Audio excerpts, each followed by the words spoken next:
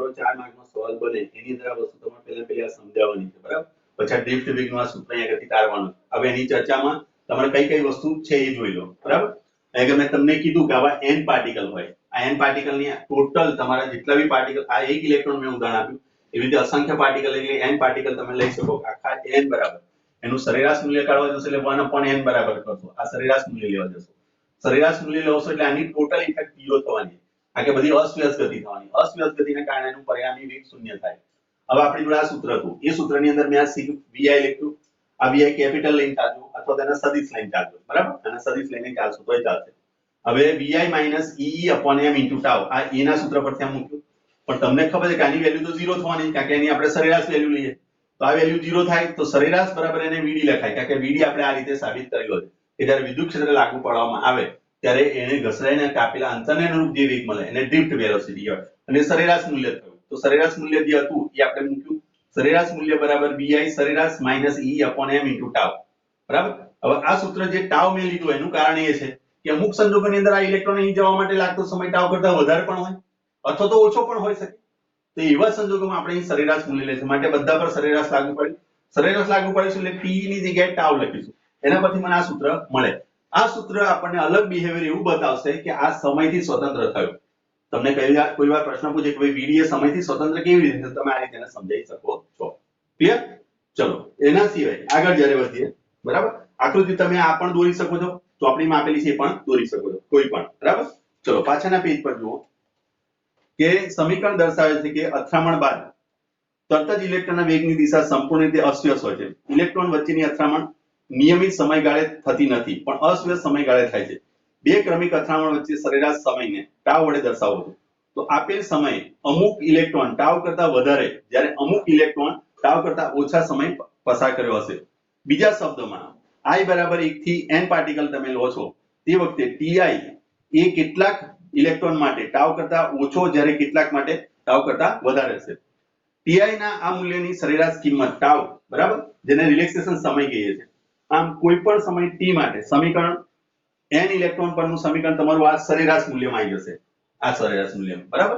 Clear? આ n particle માટે આપણે સરેરાશ મૂલ્ય લેતા હતા એના બરાબર આ વસ્તુ આવી જશે. એના પરથી આ સૂત્ર તમે સાબિત કરશો.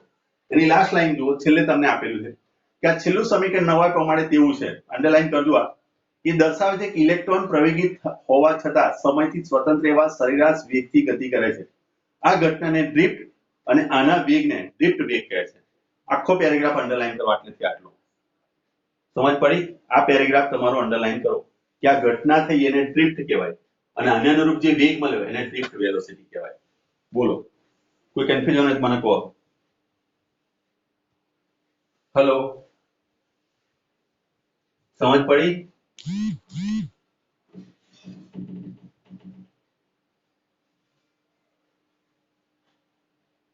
હેલો,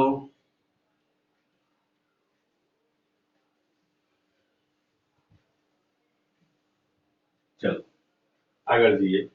હવે જુઓ, હવે આની માટે તમે એક નાનો નળાકાર આપણે વિચારીએ. દાખલા તરીકે અહીંયા આગળથી એવું વિચારો કે એ પૃષ્ઠ ધરાવતું એક ક્ષેત્રફળ ધરાવતી એક સપાટી વિચારો. એક સપાટી આપણે વિચારી જેનું ક્ષેત્રફળ a છે, બરાબર? અને વિદ્યુત ક્ષેત્ર તમે આ રીતે લાગુ પાડેલું છે, વિદ્યુત ક્ષેત્ર, બરાબર? હવે અહીંયા આગળ જો દાખલા તરીકે અહીંયા આગળ જો ઇલેક્ટ્રોન હોય, આ બે ઇલેક્ટ્રોન તો એ આ તરફ ગતિ કરશે. ક્લિયર? હવે એની લંબાઈ તમને દાખલા તરીકે અહીંયા આગળથી આ લંબાઈ તમને આપેલી છે, માની લો કે ડેલ્ટા x આપેલી છે ને, તો ડેલ્ટા x લઈ લો. ચલો આટલેથી આટલું અંતર જે કાપ્યું એ ડેલ્ટા x છે, બરાબર? હવે સમજાવું કે ડેલ્ટા x બરાબર એમને સૂત્ર કેવી રીતે લીધું, બરાબર? ચલો આટલી વસ્તુ સમજ પડે. એ આડછેદનો એક તમે નળાકાર લીધો, એને સમાંતર એકોને અહીંયા આગળ ઈ ને સમાંતર અહીંયા આગળ વિદ્યુત ક્ષેત્ર આપણે લીધું.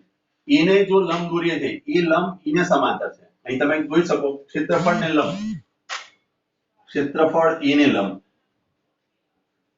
ક્ષેત્રફળ એ ને દોરેલ લંબ, લંબ એ વિદ્યુત ક્ષેત્રને સમાંતર છે. વિદ્યુત ક્ષેત્રને સમાંતર છે, બરાબર? ક્લિયર આટલી વસ્તુ? હવે એ ધ્યાન રાખજો કે ડેલ્ટા x જે છે એના બરાબર એમણે લખ્યું છે vv * ડેલ્ટા t. આ લખેલું છે. તો કેવી રીતે આવ્યું? તો યાદ કરો કે વેગ બરાબર સ્થાનાંતર ભાગ્યા સમય અથવા તો અંતર ભાગ્યા સમય લખીએ છીએ આપણે, અંતર ભાગ્યા સમય એવું લખતા હતા, યાદ કરો. આપણે વેગ એક દિશામાં એટલે ઝડપ તરીકે પણ તમે લઈ શકો અથવા સ્થાનાંતર. તો સ્થાનાંતર અહીંયા આગળ થયું ડેલ્ટા x, સમય એને અહીંયા આગળથી જવા માટે દાખલા તરીકે ડેલ્ટા t લીધો, તો ડેલ્ટા x તમારી જોડે આવશે v ડેલ્ટા t. પણ આપણે જે અહીંયા આગળ વેગની ચર્ચા કરીએ છીએ એ કયો છે, vd છે, માટે અહીંયા આગળ લખ્યું vd ડેલ્ટા t. આ સમજ પડી? હલો, આ તમારી ઉપર અહીંયા આગળ ડેલ્ટા x બરાબર એને એવું લખેલું છે કે delta x vd delta t, એની મેં આ સમજૂતી આપી. બરાબર, રેકોર્ડિંગ જોઈ લોજો, ના સમજ પડે તો મને પૂછી લોજો. બરાબર, ચલો આગળ જઈએ. હવે જુઓ, હવે જ્યારે ધાતુ તત્વ જ્યારે હોય એવા સંજોગોની અંદર આપણે સ્મોલ n નું કન્સિડર કરીએ. n, જે સ્મોલ n જે છે એને એવું કહેવામાં આવે છે કે એકમ કદ દીઠ, એકમ કદ દીઠ ઘટકની સંખ્યા, ઘટકોની સંખ્યા.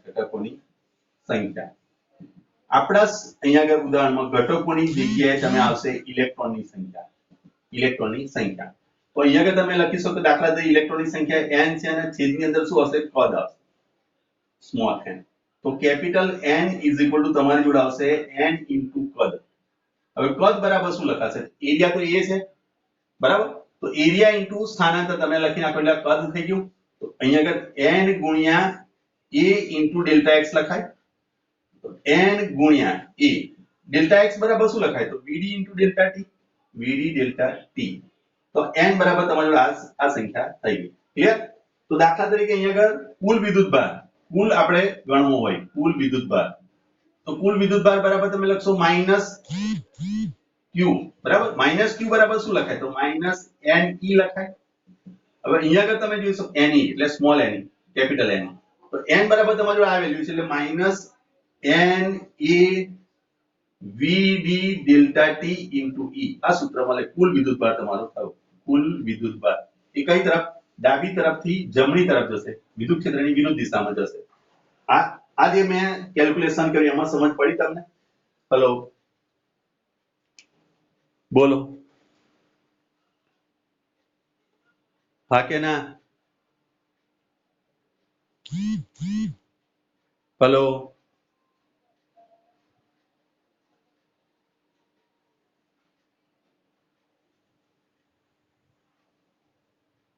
ઓકે ચલો વાંધો નહીં, ચલો ઓકે. કોણે કોમેન્ટ કરી છે? ઓકે ચલો, પાટીલે કોમેન્ટ કરી આપણને. ચલો, તો હવે આપણી જોડે આ પરિસ્થિતિ આવી ગઈ કે આપણને કુલ વિદ્યુતભાર આટલો મળી ગયો, બરાબર. હવે અહીંયા આગળથી તમારે ડ્રિફ્ટ વેલોસિટી, બરાબર, હવે અહીંયા આગળથી કુલ વિદ્યુતભાર આપણી જોડે આટલો આવ્યો છે, એટલે કે એને અહીંયા આગળથી અહીં જવા માટે જે વિદ્યુતભાર જે આપણે જોઈતો હતો એ હું એવું કહી શકું કે ડેલ્ટા અથવા તો q લઈ લો, ચલો q બરાબર, તો આપણી જોડે સૂત્ર આવ્યું minus n vd delta t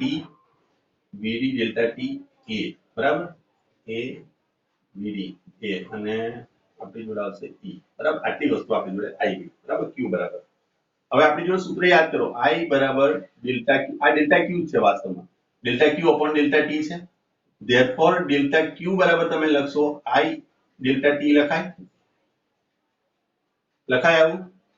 તો i ડેલ્ટા t બરાબર તમે લખશો માઈનસ ની જગ્યાએ આપણે પ્લસ આપણે મૂલ્ય લઈએ, આનું જો મૂલ્ય લઈશું તો માઈનસ નીકળી જશે, તો મૂલ્ય બરાબર n vd delta t a e આવશે. તો આના પરથી અહીંયાથી તમે ડેલ્ટા t કેન્સલ કરી નાખો તો i બરાબર તમારી જોડે આવશે n vd a into e. હવે આ a ને તમે નીચે લઈ જાઓ, i upon a is equal to n e vd લખાય. આ a ને મેં નીચે લઈ ગયો, તો i upon a હમણાં શીખવાડ્યું મેં, જેને આપણે શું કહીએ છીએ, j કહીએ છીએ. તો j is equal to તમારી જોડે થશે n e vd. ક્લિયર? ચલો, આ vd બરાબર સૂત્ર યાદ કરો. હમણાં આપણે v નું એક સૂત્ર તાર્યું હતું, v સરેરાશ બરાબર લખ્યું તો આપણે vd, અને એના બરાબર લખ્યું તો આપણે vi minus e upon m into tau. આ સૂત્ર લીધું તો આના બરાબર મેં 0 લીધું હતું, તો vd નું જો મૂલ્ય હું લેવા જાઉં તો લખાશે e upon m into tau. આ વેલ્યુ આપણે ઇનપુટ કરો, તો therefore j is equal to ne e upon m into tau. therefore તમારું સૂત્ર છે ne square e upon m into tau, therefore g બરાબર તમારું આ સૂત્ર આવ્યું. તો g નું એક સૂત્ર યાદ કરો, મેં સદિશ સ્વરૂપ લાવ્યો હતો. g બરાબર આપણે એવું લખતા હતા સિગ્મા ઇન્ટુ e. આ સૂત્ર અહીંયા આગળ મૂકો તો અહીંયા આગળ તમારી જોડે થશે sigma e is equal to ne square e upon m into tau. e cancel થઈ જાય, therefore sigma is equal to આવશે સૂત્ર ne square tau upon m. અને one of the most IMP formula as far as the electricity is concerned. જબરદસ્ત formula છે, આનો ઉપયોગ આપણે જબરદસ્ત કરવાનો છે અને આના ઉપરથી મારે ઘણું બધું તમને સમજાવવાનું છે. માટે આ ફોર્મ્યુલા જો તમને સમજ ના પડી હોય તો મને કહો, ફરીવાર એકવાર રિપીટ કરી નાખું અને ફરી તમને સમજાવું. આના પર આપણો આખો ગોલ છે આ ચેપ્ટરનો, અથવા તો આગળ જ્યારે ભણશો ત્યારે પણ. બોલો સુદર્શન, ક્રિસ, બધાને પૂછું છું. હેલો, ઓકે, એક જણાએ કોમેન્ટ, બરાબર, ચલો. એટલે વધારે કોમેન્ટ નહીં કરવું એવું કંઈક આ લોકો. કોમલ, હેલો કોમલ, ખબર? ઓકે, ચલો ફરી. ઓકે, ચલો અહીં ધ્યાન આપી દો કે આપણે એવું ધાર્યું કે અહીંયા વિદ્યુત ક્ષેત્ર આ બાજુ આપેલું છે. આ એક આડછેદ, તમારો જે વાયર હોય ને, આ વાયર એનો આડછેદ તમે વિચારો. આડછેદનું ક્ષેત્રફળ એ છે. આ આડછેદને દોરેલો લંબ અને વિદ્યુત ક્ષેત્ર, આ લંબ દોરવું આને, આ લંબ દોર્યો મેં, આ લંબ થયો વિદ્યુત આને, આ લંબ અને વિદ્યુત ક્ષેત્ર એક જ દિશામાં, આ દિશામાં વિદ્યુત ક્ષેત્ર તમે આપેલું છે. તો ઇલેક્ટ્રોન હોય એ સ્વાભાવિક રીતે આની તરફ ગતિ કરશે, કારણ કે આ પ્લસ પ્લેટ થશે, આ માઇનસ પ્લેટ થશે. આ પોઝિટિવ નેગેટિવ થયો તો ઇલેક્ટ્રોન વિદ્યુત ક્ષેત્ર આ દિશામાં છે તો ઇલેક્ટ્રોન આ તરફ ગતિ કરવાના. તો દાખલા તરીકે અહીંથી આગળનું અંતર જે છે મેં એને ડેલ્ટા એક્સ ધાર્યું. તો v ના સૂત્ર પરથી v બરાબર delta x upon delta T. આના પરથી આપણે ડેલ્ટા એક્સ બરાબર v ઇન્ટુ ડેલ્ટા ટી. પણ અહીંયા આગળ જે વેગ છે vd છે, માટે અહીંયા આગળ vd ડેલ્ટા ટી લખ્યું, બરાબર. આ vd ડેલ્ટા ટી મારે જોડાઈ ગયું. તો આની અંદર રહેલો મારે કુલ વિદ્યુતભાર શોધવો છે. તો કુલ વિદ્યુતભાર શોધવા માટે તમે યાદ કરો n બરાબર કેપિટલ n અપોન કદ. એકમ કદ દીઠ સમાયેલા પાર્ટિકલની સંખ્યાને સ્મોલ n કહેવાય, બરાબર. આ સ્મોલ n માંથી મારે કેપિટલ n માં રૂપાંતર કરી n ગુણ્યા કદ કરવું પડે. કદ બરાબર શું લખાય? n ગુણ્યા a ગુણ્યા ડેલ્ટા x. આ ડેલ્ટા x ની વેલ્યુ મેં અહીં આગળ મૂકી દીધી, vd into ડેલ્ટા t. એ અહીં આગળ મૂકી દીધો અને અહીં આગળ n, બરાબર. ચલો n અહીં આગળ મૂકી દીધું એટલે આટલું આખું સૂત્ર થઈ ગયું. હવે મારી જોડે સૂત્ર છે q is equal to ne, capital ne. તો n તો મેં કિંમત અહીં આગળ મૂકી દીધું એટલે અહીં ગુણાકારમાં આવી જશે અને અહીંયા આગળ q આવશે. પણ આ q એ તમારો ડેલ્ટા q થયો, અહીંથી અહીં આગળ જાય છે એટલે. તો આ ડેલ્ટા q ની વેલ્યુ તમારી જોડે આવી ગઈ. અહીં માઈનસ નિશાની બુકમાં આપેલી છે, પણ જ્યારે તમે મૂલ્ય લોશો તો તમારી પ્લસ થઈ જશે. હવે i બરાબર delta q upon t, delta t આ સૂત્ર છે. તો એમાંથી ડેલ્ટા q ને કરતા બનાવો તો dt અહીં ગુણાકારમાં જશે. પણ ડેલ્ટા q બરાબર તો આપણી જોડે આ વેલ્યુ છે, એ પુટ કરી. dt dt બંને સાઈડથી કેન્સલ થયા, i આવ્યો. i ના છેદમાં હું a લઈ ગયો તો i upon a બરાબર g લખાય. તો g લખ્યું. NEVD. આ NEVD યાદ રાખવા માટેની એક ફોર્મ્યુલા હું તમને બતાવું છું. જે રીતે મેં તમને કહ્યું છું ફાધર ઇક્વલ ટુ મધર. આ સૂત્ર બોલે સમજવાનું કે મારો સ્ટુડન્ટ છે. એવી રીતે અહીંયા આગળ પણ હું તમને કહું છું. J બરાબર 90D. NEV આ 90 થાય અને D. તો 90D યાદ રાખો. J બરાબર શું યાદ રાખવાનું છે? 90D. ક્લિયર આટલી વસ્તુ? હેલો, ચલો. ઓકે, ચલો. તો J is equal to 90D સૂત્ર બની ગયું. આ યાદ રાખજો.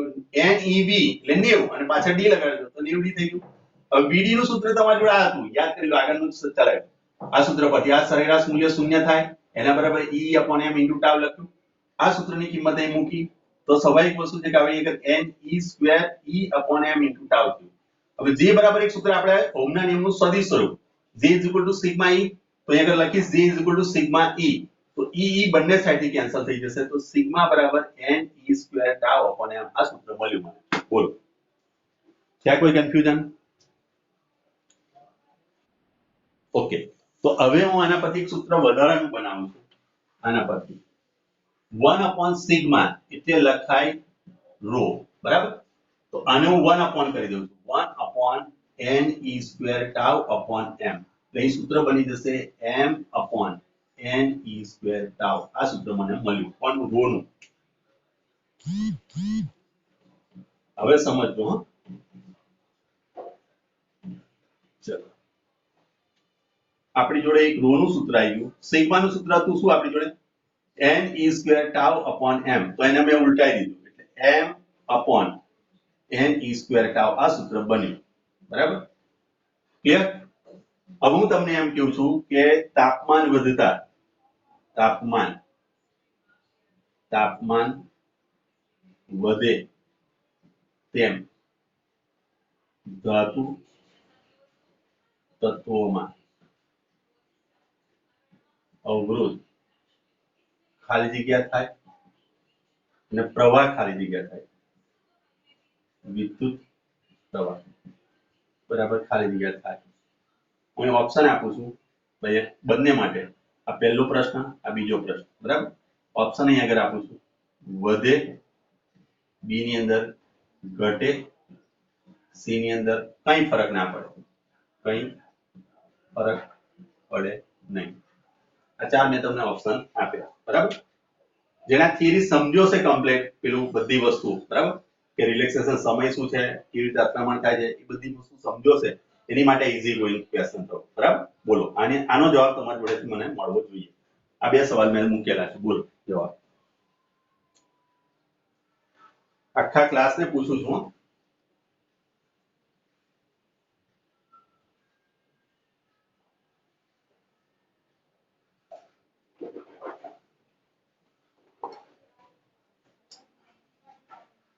જીયા, તને સમજ પડી?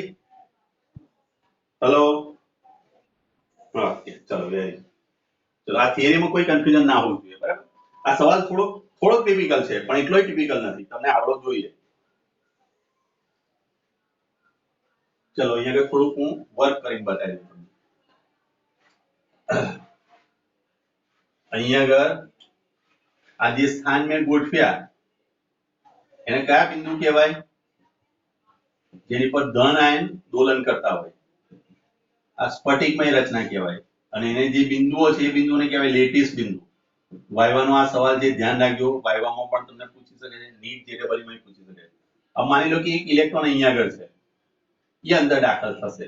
બરાબર, હવે મેં અહીંયા આગળ જે દાખલા તરીકે તાપમાન માની લો કે 20 અંશ સેલ્સિયસ હતું, એનાથી વધારીને મેં અહીંયા આગળ 40 અંશ સેલ્સિયસ કર્યું. બરાબર, 20 થી 40. મેં સવાલ લખ્યો છે કે તાપમાન વધે તેમ ધાતુ તત્વોમાં અવરોધ અને વિદ્યુત પ્રવાહ ખાલી જગ્યા થાય. એટલે અવરોધ એટલો શોધીને બતાવો, પછી પ્રવાહની વાત કરીએ. ચલો, અવરોધમાં શું ફરક પડે? આ સૂત્ર પરથી જવાબ આપવાનો છે, અથવા આ સૂત્ર પરથી જવાબ આપી શકો. જો તમે ગોખણપટ્ટી ના કરતા હોય તો, બાકી ગોખણપટ્ટી કરતા હશો તો નહીં સમજ પડે. ક્રિસ, પાટીલ, મેં બધાનો પ્રશ્ન પૂછું છું. આ આવા સવાલ તમારી આજુબાજુ જેટલા બી પેલો છોડીને ગયેલા છે ને, બધાને તમે એક પ્રશ્ન પૂછો કે આનો જવાબ કઈ રીતે આવે, એ પ્રશ્નને પૂછજો તમે. બરાબર, પણ જોડે આપણી તૈયારી હોવી જોઈએ પાછી. બરાબર, આપણો ભાઈબંધ બી આપણા જેવો હોવો જોઈએ. હું તમને કહું કે આપણે મહેનત કરતા હોય તો એને પણ કહેવાનું ભાઈ મહેનત કર, કારણ કે 5-6 મહિના રહ્યા તમારા જોડે, 5-6 મહિના આપણે મહેનત કરીને નીકળી જવું છે. બરાબર, વારંવાર બારમાં નથી બેસવું. તો અહીંયા આગળ એ પણ ધ્યાન આપજો કે આ બધી વસ્તુ તમારી જોડે હોવી જોઈએ. બરાબર, મને મેનેજમેન્ટે કીધું કે તમે સિલેબસ ઝડપથી પતાવો. બરાબર, તો ઝડપથી પતાવવા માટે મેં શું કર્યું, સમય વધાર્યો તમારો. મેં એવું નથી કીધું ઝડપ હું વધારી દઉં. બરાબર, મારી ઝડપ હું નથી વધારતો, કારણ કે મને દિલથી એવી ઈચ્છા છે કે હું તમને ભણાવું, સારું પીશું અને સારું આપું છું, એને તમે સારી રીતે લો. બરાબર, ચલો બોલો. કોઈ કન્ફ્યુઝન હોય તો મને કહો જ, કે નથી સમજ તો ના પાડો, તો પછી હું ભણાવી દઉં તમને. બોલો.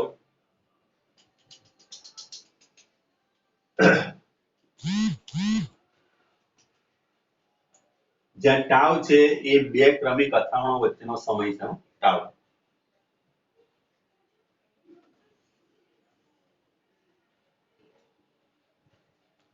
કોઈ કોમેન્ટ કરી હોય તો મને કહો. ચલો, મને કોમેન્ટ કરી લાગે છે. ઓકે, તો 4 મિનિટ પહેલાની છે. ચલો, અત્યારે કોઈ નથી સમજ પડતી તો ના કીધો તો હું ચલાવું. બોલો. શિવમ, બહુ લેટ જોઈન થયો કે પછી વચ્ચે વચ્ચે નેટ જતું રહે છે? બોલો બોલો બોલો, ચલો ફટાફટ.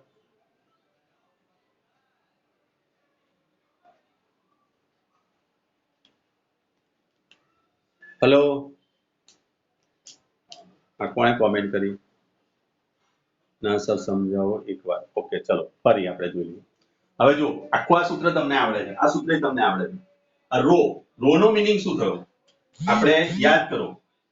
આગળ જ મેં તમને લખ્યું R = rho L/A. આ બે તો નિશ્ચિત વેલ્યુ છે, એટલે કે એનો મતલબ થયો કે R proportional to rho છે. જો રો વધે તો આ પણ વધે, જો રો ઘટે તો આ પણ ઘટે. એટલે આનો અવરોધ જે છે એ આની પર ડિપેન્ડ થવો, આના મૂલ્ય પર ડિપેન્ડ થવો. રો નું મૂલ્ય વધે તો અવરોધ વધશે, રો નું મૂલ્ય ઘટે તો અવરોધ ઘટે. હવે અહીંયા આગળ વિચારો તમે કે અહીંયા આગળ આ બાકી બધી વસ્તુ અચળ છે. દળ ઇલેક્ટ્રોન અચળ છે, નંબર ઓફ પાર્ટિકલ અચળ છે, વિદ્યુત ભાર પણ અચળ છે. એટલે અહીં તમે કહી શકો કે rho proportional to 1 upon tau. હવે ટાઉ કોની પર ડિપેન્ડ છે? બે ક્રમિક અથડામણ વચ્ચે લાગતો સમય. આ ટાઉ જે છે એ તાપમાન પર ડિપેન્ડ છે. જો તાપમાન વધી ગયું તો સમય વધે કે ઘટે? અહીંથી અથડામણ લાગતો સમય એ તાપમાન વધવા સાથે વધે કે ઘટે?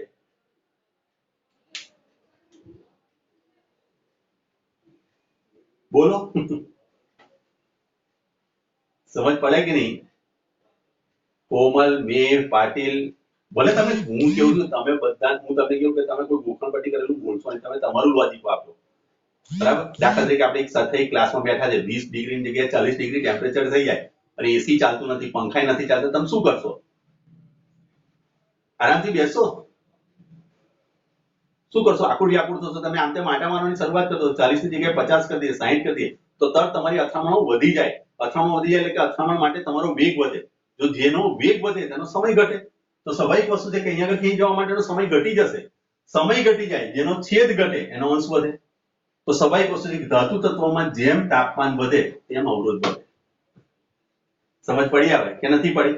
તાપમાન જેમ વધ્યું તો શું થયું? અહીંયા આગળ થઈ જવા માટે ઝડપ વધી ગઈ. ઝડપ વધી ગઈ જેની તો સમય ઓછો લેશે. સાયકલ પર તમે જાઓ ને સ્કૂટર કે બાઇક પર જાઓ તો સાયકલ પર જતા સમય વધારે લાગશે અને બાઇક પર જાઓ એટલે સમય શું થશે? ઓછો થશે. એવી રીતે અહીંયા આગળ પણ જેની ઝડપ વધી ગઈ એ સમય ઓછો લેશે, ટાવ ઓછો લેશે. જેનો છેદ ઘટી ગયો એનો અંશ વધી જાય. સમજ પડી કે નહીં? Hello, okay. તો અહીંયા કે તમે એક સરસ મજાનું તમારી જોડે કેલ્ક્યુલેશન આવે કે જ્યારે ધાતુ તત્વની અંદર જ્યારે તાપમાન વધારવામાં આવે તો ઓટોમેટિકલી એનો અવરોધ વધી જાય છે. બરાબર? ક્લિયર? તો આ એક સવાલ થયો, આ સવાલનો જવાબ થયો. બરાબર? તો અવરોધ વધે તો પ્રવાહ શું થાય?